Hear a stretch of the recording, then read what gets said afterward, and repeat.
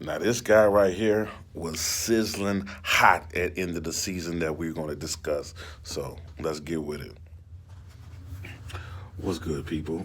I'm back with another series, Amon-Ra St. Brown, and his outlook and a discussion about him. And as usual, I always take it back to my prospect notes. Amon was drafted by the Lions in the fourth round, 7th pick, 5'11", 197, ran a 4.51, a 5-star recruit, has NFL pedigree due to his brother being in the league also, is an early declare, tracks the ball well, will go up and get it, gets separation, gets open. So there was a lot of good qualities he had for a receiver.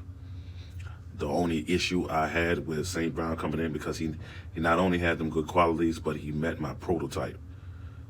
He just didn't get the draft capital. I want anyone I invest in to be drafted before the fourth round, preferably the first and second, but before the fourth round. Because once a team uses that draft capital on you, they have to use you. They have to make the most of the money spent. For this past season, he finished 21st. That's right behind CeeDee Lamb and Brandon Cooks with 227 points in PPR, full PPR leagues. And he finished in front of Marquise Brown, Darnell Mooney, T. Higgins, Terry McLaurin. Now, one of the questions we got to answer, where will he be drafted next year in redraft? Well, last year, who finished around that 21st range was Terry McLaurin, Deontay Johnson, CeeDee Lamb. Terry McLaurin finished 20th. Deontay Johnson finished 21st. CeeDee Lamb finished 22nd. And unlike St. Brown had a very slow start and blazed the league, the second half. So people have a very vivid memory. We'll have a very vivid memory of what he did because he won people championships since he went off in the playoffs. Even though I named those three, he finished with a few points more than those three we did last year. I definitely don't believe he's going to get the hype of CeeDee Lamb, but someone like Terry McLaurin in my home league went in round 3. This was a super flex league of guys that love their running backs, and he ended up going round 3. And I think it's really possible that he could go round 3 and 4, unless they get some real talent around him that threatens him being a wide receiver 1. I don't see no reason he won't get bumped up there. At the least, I think at the least he will be going round 5. And I mean, I think anyone that's going to go back and look at his numbers is going to get excited. Because when I put in his numbers from week 10 to week 17, he finished as the number 4 wide receiver. Wide receiver number 4 during those weeks. Right behind Devontae Adams, Cooper Kupps, Justin Jefferson, and right in front of Deebo Samuels. And I know everybody loves those names. So this is a guy, the only tricky thing about him, like I said, he doesn't have the draft capital. So someone like the Lions could draft 2 wide receivers with high draft capital and just forget about him. You just never know. I don't trust these teams. I really don't trust them when they don't give a player the draft capital, because they can discard him easily. You seen what happened with James Robinson. As well as he did, he didn't have any draft capital, and he went and drafted another running back the very next year in the first round. They don't care.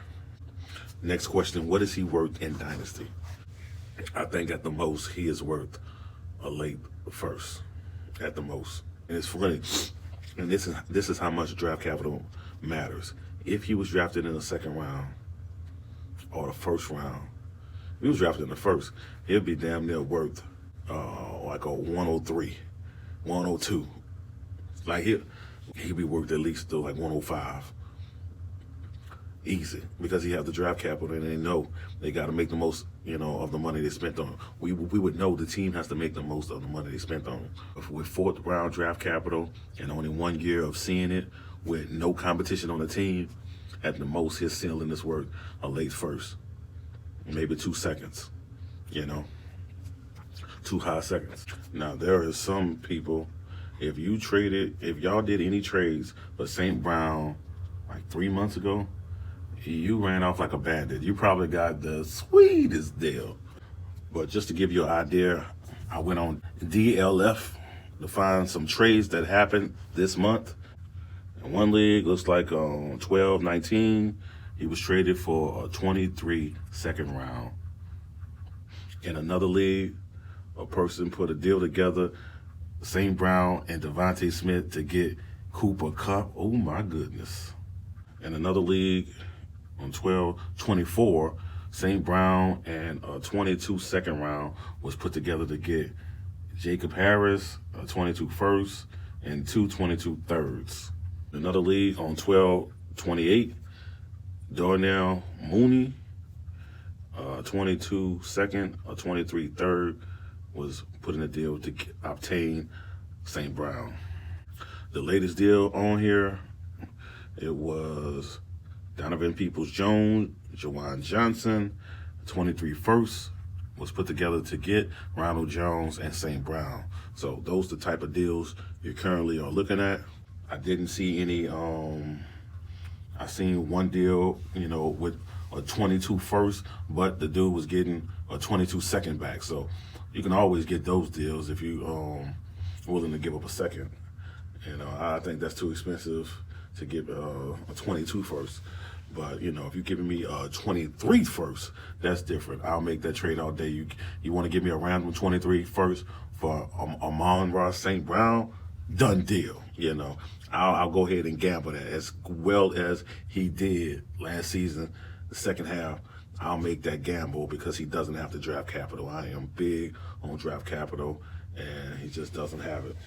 But I just wanted to have a quick discussion with St. Brown. There is a storyline where he just continues to crush.